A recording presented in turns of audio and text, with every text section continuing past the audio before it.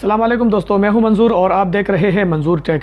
दोस्तों, इस वीडियो में बात करेंगे जो हार्ड डिस्क है उसके एवोल्यूशन के बारे में और स्पेसिफिकली जो हार्ड डिस्क और जो एसएसडी के बीच में जो डिफरेंस है उसके हवाले से हम खसूसी बात करेंगे। और एंड पे मैं आपको लैब में दिखा भी देता हूँ जो आईडी है, जो साटा है, जो एसएसडी, तमाम के तमाम मैं आपको लैपटॉप के सिस्टम के दिखा भी देता हूँ कि वो किस तरह स्ट्रक्चर उनकी कैसी है और फंक्शन कैसे करते होते हैं। तो दोस्तों, सबसे पहली बात हम देखते हैं कि एसएसडी और एचडीडी के बीच में फ़र्क क्या है और ये एसएसडी इतना अच्छा क्यों होता है। तो जो एसएसडी है डेफिनेटली वो सॉलिड स्टेट हार्ड ड्राइव है। तो जो एचडीडी है उसके डिसएडवांटेजेस के बारे में पहले बात करते हैं।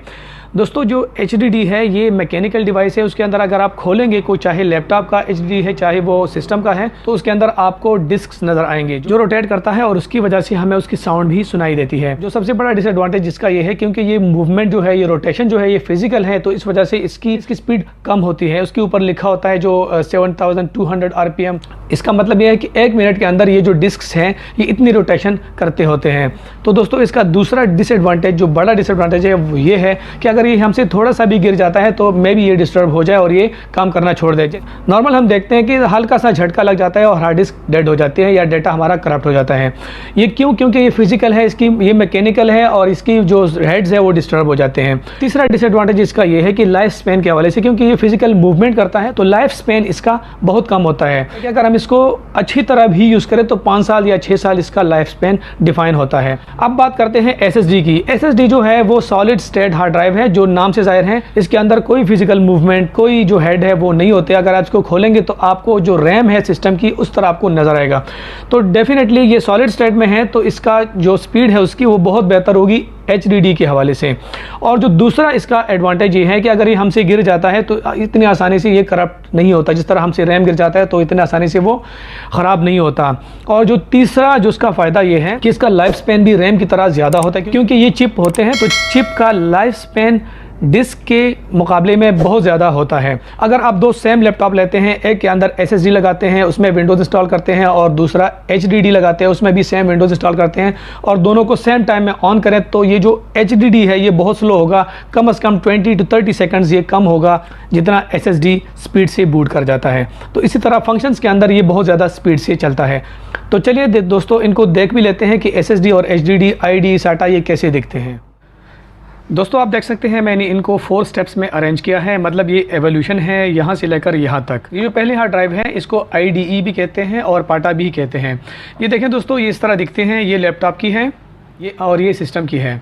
इसको 40 पिन कनेक्टर लगते हैं और इसकी केबल थोड़ी सी मुख्तलिफ होती है। दोस्तों, इन हार्ड ड्राइव्स की कुछ लिमिटेशंस थी। एक देखिए, इसके जो पिन होते हैं ये बहुत ज़्यादा बारीक होते थे और ये कभी कभी टूट जाते थे, तो इसकी वजह से ये थोड़ा सा इशू था। और दूसरा ये कि इनकी स्पीड का भी मसला था और ये कैपेसिटी के लिहाज से भी बहुत कम थे, तो इस वजह से इनको साटा के थ्रू रिप्लेस किया गया। साटा ये हार्ड ड्राइव है, ये आप देख सकते हैं, ये लैपटॉप की है और ये सिस्टम की हार्ड ड्राइव है। दोस्तों, अगर हम गौर से देखें इनको तो इनके जो पिन कनेक्टर होते हैं ये सेम होते हैं। पावर और जो डाटा कनेक्टर है ये सेम होते हैं, कंप्यूटर वाले में भी और लैपटॉप वाले में भी। तो इन हार्ड ड्राइव की जो स्पीड है वो बहरहाल आईडी या पाटा हार्ड ड्राइव से काफ़ी बेहतर थी, क्योंकि काफ़ी अच्छी स्पीड है और इनकी कैपेसिटी का भी इतना इशू नहीं है। इनमें बड़े बड़े टीबी, 4 TB, 6 TB और 8 TB, 10 TB तक हार्ड ड्राइव्स आ चुके हैं।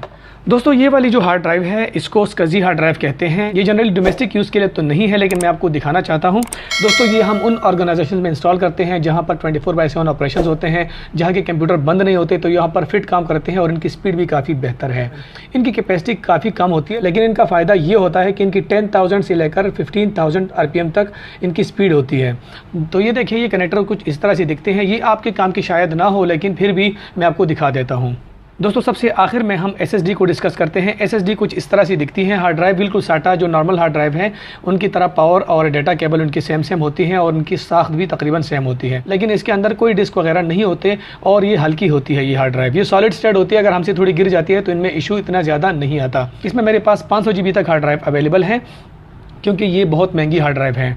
इनकी स्पीड भी काफ़ी ज़्यादा होती है। दोस्तों, एंड पे मैं आपको एक टिप देना चाहता हूँ। अगर आपके पास लैपटॉप या कंप्यूटर है तो उनको आप चेक करें। अगर आपके लैपटॉप या कंप्यूटर में इस तरह का पोर्ट है तो इसका मतलब है ये ई साटा पोर्ट इसमें मौजूद है।